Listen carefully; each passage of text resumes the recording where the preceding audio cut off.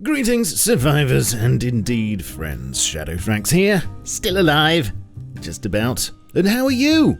I guess you're foaming at the mouth for more Rust news by now. So here it is. And this month, being that of November, sees first of all the addition of something that's been sorely needed ever since Legacy, and without which the game's been quite unplayable. I am, of course, talking about the eagerly awaited Caboose. Did I talk that up enough? Was that good enough? Yeah, I mean, not sure people really... Okay. This wacky warehouse on wheels is another type of wagon that will spawn in sidings, although it is fairly difficult to spot. There. That's better. Inside you'll find a poker table for 4, a couple of slot machines, and the latest sink for your huge wads of excess scrap. Blackjack, where up to 3 players can stand still next to an open doorway outside of a safe zone. Yes, this is not a safe zone, despite appearances, so it's probably best if you're moving as fast as possible when engaging in this particular activity. If you don't know how to play it, well, I'm sure there's somewhere you could look up the rules, and just so you know as well, the Caboose has 1200 health, so just over a couple of rockets should do the trick. A new weapon made it into the game this month, first one in quite a while, the Prototype 17, which can be crafted by dragging and dropping a spray can onto a water pistol. No, that was a lie. You can only find this in Bradley and heli crates.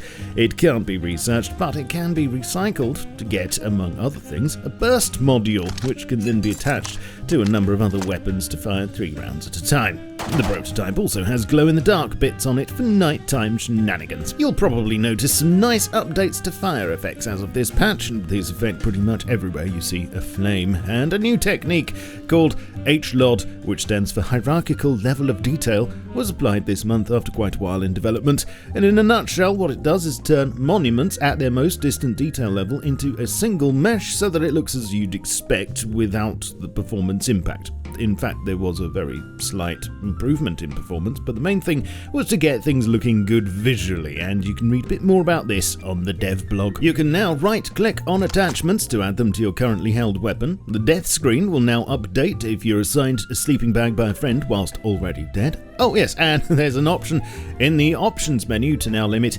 FPS to 60 in the options menu to prevent high frame rates when not connected to a server.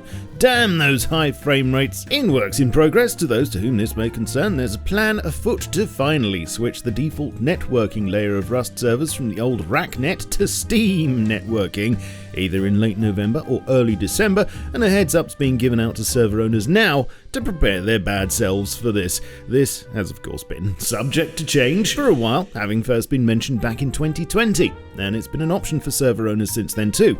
For more details, please see the dev blog, or pause and read here. There are, of course, a lot of other things we know are coming, but for which we must exercise patience, such as pets, the Nexus system and ferry terminal, industrial crafting, a new nuclear missile silo monument, handcarts for the rail system, and even remote-controlled drones, which have been mentioned recently.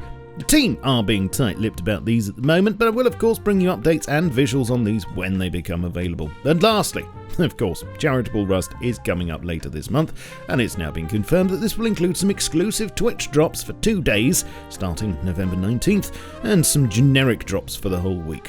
What a time to be surviving. Please let me know how you feel about this month's patch in the comments below. I'd appreciate you leaving a like and subscribing to the channel, and if you look down below you'll find links to me in other places such as Twitch, Twitter, Facebook, Discord, and my Steam group. And you can of course support me in various ways such as through Patreon, via YouTube memberships, or my merch store. All the links will be below. I shall catch you all very soon, but in the meantime, keep calm and stay rusty.